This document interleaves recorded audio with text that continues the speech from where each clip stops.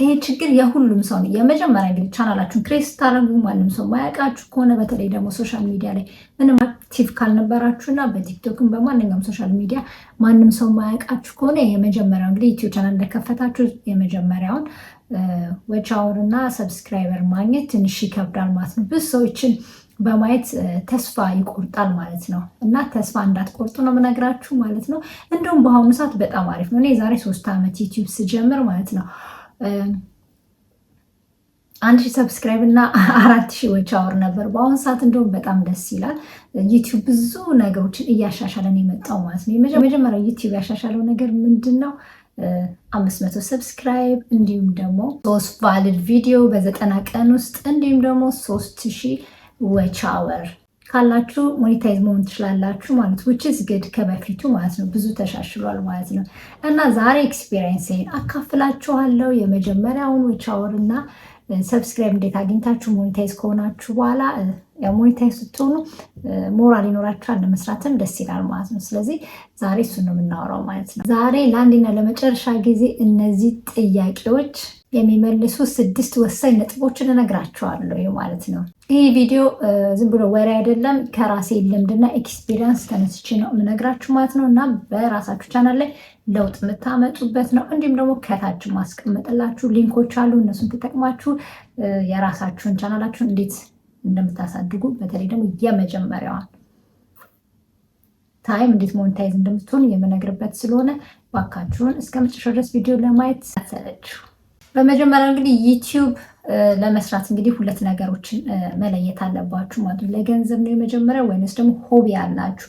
ሁለቱም መለየት አለባችሁ ማለት ነው። ምክንያቱም ቪዲዮ ለመስራት ለመቅረጽ፣ ስክሪፕት ለመጻፍ፣ ለመስራት እንደዚህ እንደ ሆቢ ካላረጋችሁት ሁሉ ጊዜ የምታቆሙት ነገር አይደለም። ወይ ዛሬ ፖስት አድርጋችሁ ነገ የምታቆሙት ነገር ስላልሆነ ቪዲዮ መስራት ፍላጎት አላችሁ ወይ ትወዳላችሁ ወይ እንደዚህ ካሜራ ጋር ሆናችሁ ፖስት የማድረግ ባታወሩ እንኳን ካሜራ ጋር ከካሜራ ጀርባ ሆናችሁ ራሱ መስራት ቪዲዮ በራሱ ያስደስታችኋል ወይንስ ደግሞ ገንዘብ ለማግኘት ብቻ ነው የሚለውን ነገር ሁለቱ ለይታችሁ እንድታውቁልኝ እፈልጋለሁ ማለት ነው። የመጀመሪያው ውሳኔያችሁ እሱን እናንተ ለዩት ማለት ነው። ለምሳሌ ገንዘብ ለማግኘት ብቻ ከሆነ የምትመጡት እውነቱን ለመናገር ዛሬ ዩቲዩብ ከፍታችሁ ዛሬ ገንዘብ የለም ዩቲዩብ ላይ። ትክክለኛ ሀቅ ነው የምነግራችሁ ማለት ነው። እኔ ዩቲዩብ ስሰራ እንግዲህ 3 ዓመት ሆነኛል እንደነገርኳችሁ። ግን ዓመት ከምናምን ምንም አይነት ክፍያ አላገኘሁም። ግን በቃ እንደ ልምድ አደረኩት። ከዛ እንደ ሆቢ የሆነ አሁን ዝም ብዬ ቪዲዮ ሰራለሁ። ከዛ በኋላ ሞኔታይዝ ሆኜ እየተከፈለኝ ይገኛለሁ ማለት ነው። ግን የመጀመሪያ ገንዘብ ለማግኘት ብቻ እያሰባችሁ የምትመጡ ከሆነ ቪዲዮ መስራት ይሰለቻችኋል።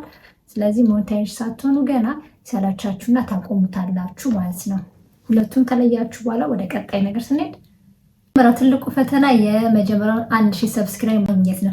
ብዙ ሰዎች ተስፋ ቆርጠው ያቆሙታል። ጥሩ ግን ያለው ኳሊቲ እና ኳንቲቲ ላይ ነው። ማቆም የለባችሁ፣ መታገል አለባችሁ ማለት ነው። ዩቲዩብ በቃ በህይወቴ በዩቲዩብ መቀየር ፈልጋለሁ፣ ዩቲዩብን ስራ አድርጌ መያዝ ፈልጋለሁ ካላችሁ ኳሊቲውን እና ኳንቲቲውን ለይታችሁ አውቃችሁ ዩቲዩባችሁን ይዛችሁ መቀጠል አለባችሁ ማለት ነው። የመጀመሪያው ነጥብ ያስቀመጥኩት ማለት ነው ሰዎች እንዲያውቋችሁ ዩቲዩብ እንደከፈታችሁ በጣም ብዙ ሾርቶችን እየሰራችሁ አፕሎድ ማድረግ አለባችሁ ማለት ነው። ሾርቶች ምክንያቱም ሾርቶች ቫይራል የመውጣት አቅም አላቸው። ሾርቶች ብዙ ሰዎች ጋር የመድረስ አቅም አላቸው ማለት ነው። ብዙ ሰዎች አይታችሁ ከሆነ ስክሮል የሚያደርጉት ሾርት ላይ ነው ማለት ነው። ያኔ ሰዎች በደንብ ሲያውቋችሁና ሰዎች አእምሮ ስትገቡ፣ ሰዎች ሀሳብ ውስጥ ስትገቡ የምትሰሩት ኮንቴንት ባይመቻቸው እንኳን ሰዎች የእናንተን ሙሉ ቪዲዮ ለማየት ወደ ቻናላችሁ ይሄዳሉ ማለት ነው። ስለዚህ በብዛት ሾርት ቪዲዮዎችን ለቃችሁ ሰዎች በደንብ እስኪያውቋችሁ ማድረግ አለባችሁ ማለት ነው። በተለይ ደግሞ የመጀመሪያው ሰብስክራይብ ካላገኛችሁ ማለት ነው። አንዴ ለቃችሁ ከዛ በሳምንት ከዛ በ15 ቀን እንደዛ አታድርጉ።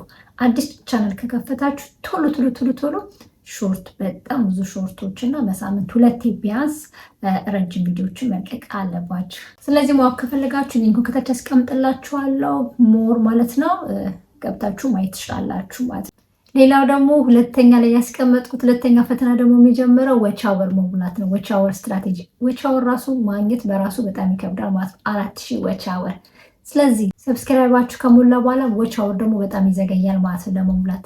ስለዚህ ምንድነው ማድረግ ያለባችሁ? ረጅም ቪዲዮዎችን እየሰራችሁ ማለት ነው ዎች አወራችሁን መሙላት አለባችሁ።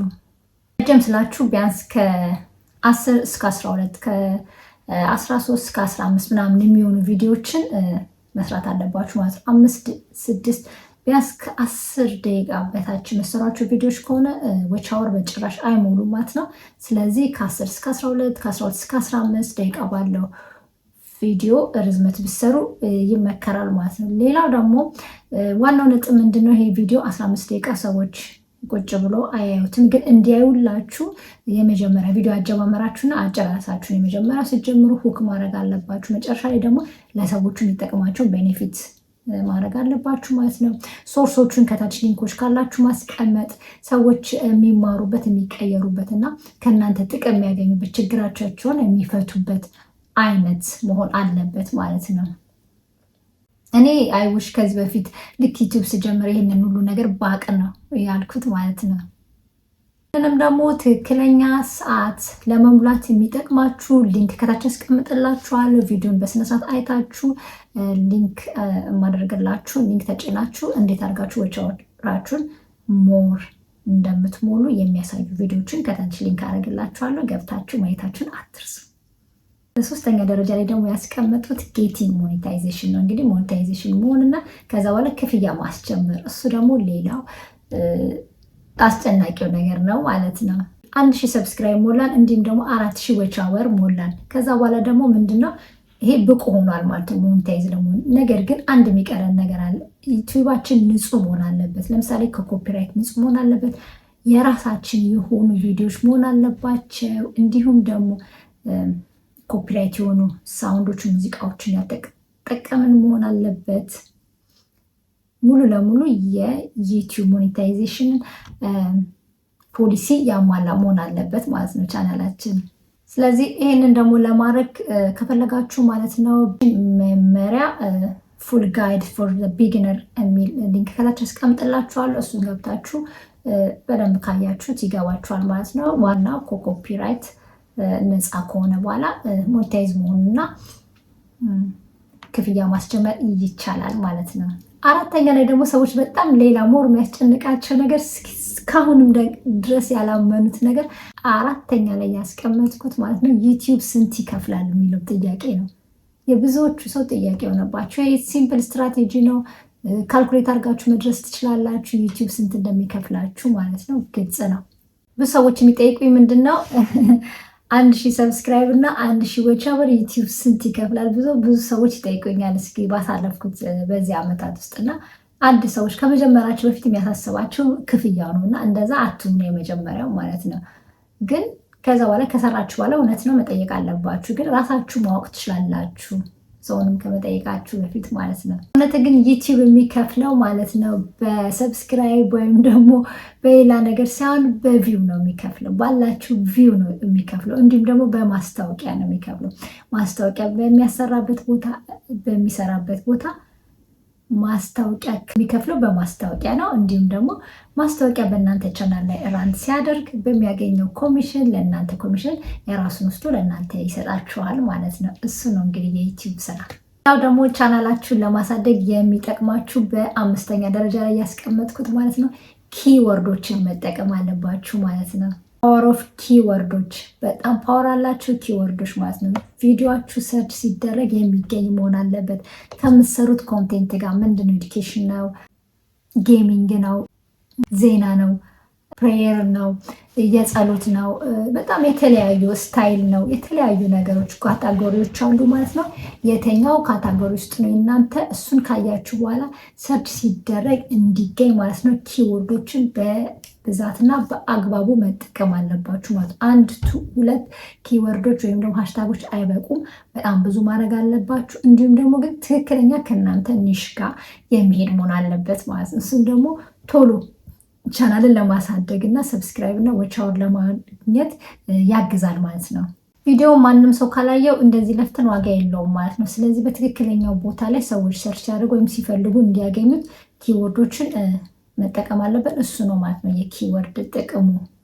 ምሳሌ ይህንን ለማድረግ ማለት ነው በታይትል በዲስክሪፕሽን እንዲሁም ደግሞ በኒሻችሁ ጋር በጣም ተቀራራቢ የሆኑ ኪወርዶች ቃላቶችን መጠቀም ሰርች ሲደረጉ የሚገኙትን ማለት ነው። ምክንያቱም ሰዎች ብዙውን ጊዜ አንድ ነገር ሲፈልጉ ያው ሰርች አድርገው ነው የሚያገኙት፣ ወይም ደግሞ እንደዚህ በአጋጣሚ ነው የሚያዩት እና ሰርች ሊያደርጉት ይችላሉ ብላችሁ የሚቀራረቡ ወርዶችን ራሱ በራሱ መጠቀም ራሱ ጥቅም አለው ማለት ነው።